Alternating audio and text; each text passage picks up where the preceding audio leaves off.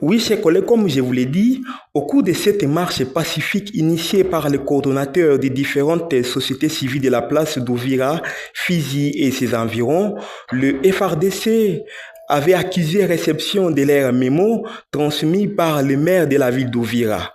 Et contrairement aux informations qui circulent dans les toiles des réseaux sociaux, le FRDC précise l'opinion d'un bilan d'un enfant succombé suite à ces désordres ayant été touché par une balle, 9 personnes blessées, dont 4 militaires de FRDC et 5 civils.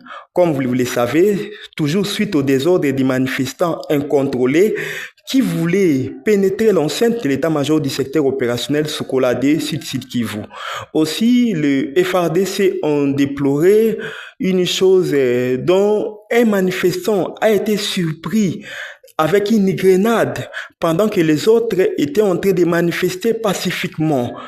Au fur et à mesure de l'évolution de la situation sur le terrain, d'autres informations supplémentaires vous seront données.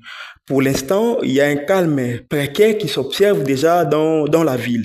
Face à cette situation, les forces armées de la République démocratique du Congo appellent la population au calme, à ne pas céder à la panique malgré la désinformation par les réseaux sociaux des ennemis déstabilisateurs. Là, je cite les M23 AFC, Twirwaneho, Red Tabara, Ngumino, soutenus par l'armée rwandaise, comme vous le savez. Cet appel au calme vise à préserver la cohésion nationale dans un contexte où la guerre de l'information est devenue un champ de bataille à part entière.